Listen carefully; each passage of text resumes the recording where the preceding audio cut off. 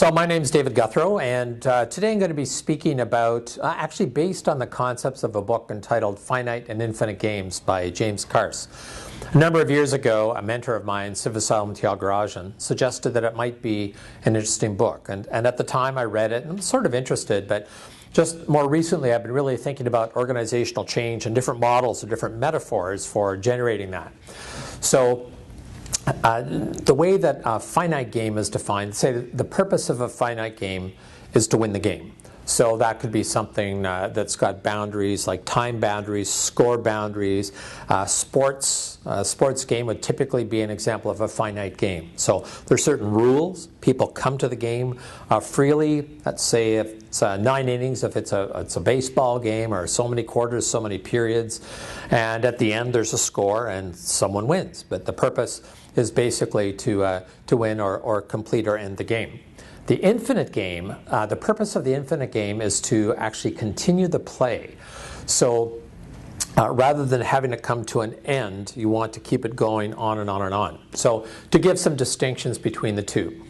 With a finite game, what you do is play within boundaries. So those can be temporal boundaries, score boundaries, physical boundaries, whatever it might happen to be. With an infinite game, what we actually do is play with boundaries.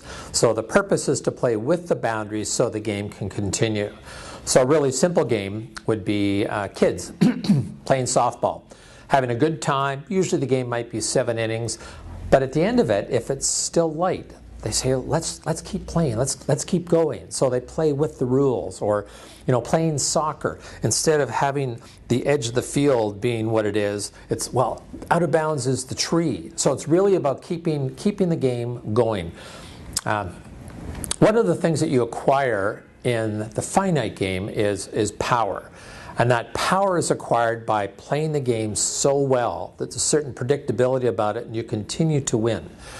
Unfortunately, the power that you acquire in one game doesn't transfer to another.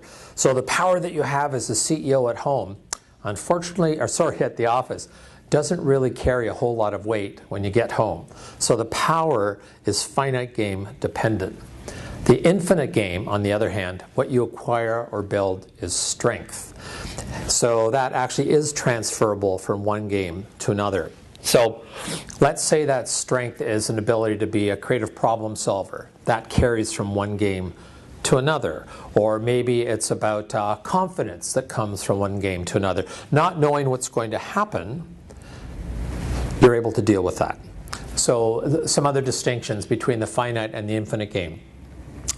In the finite game, you engender boundaries. So you want to make sure that those are really clear and they say stuck.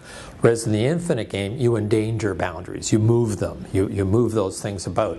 So as I was thinking about this, in the context of organizational change, to really think about what you're trying to do, what's the box that you're playing within, and is there a time when that box no longer serves you?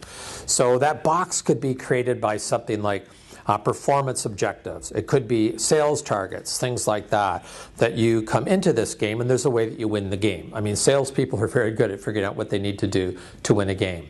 Or it could be the game of how you move up in the organization. Or it could be the game, if you look at it from an organizational standpoint, it could be a market, that you want to succeed within a market. Within an infinite game, a little bit different, because again, let's take the example of the marketplace. If one particular market isn't working for you, do you have the ability to transfer what you've learned in that marketplace to another one?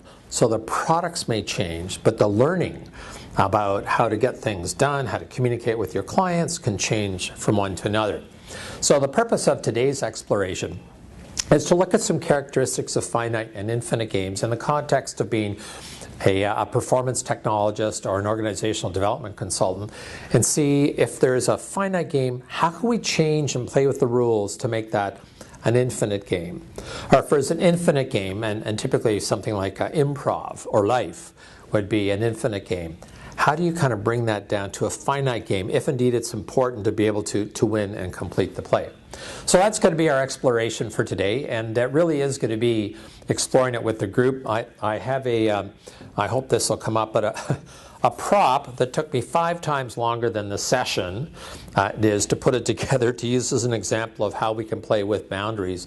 But we're going to use that to explore what are some of the boundaries that you can change in an organization to keep the game going, to keep the infinite game in play, rather than just closing things off in the finite game. So thanks for the opportunity to give you a little bit of snapshot here, and since the rest is going to be highly interactive, it's kind of hard to do that with myself. Thanks very much.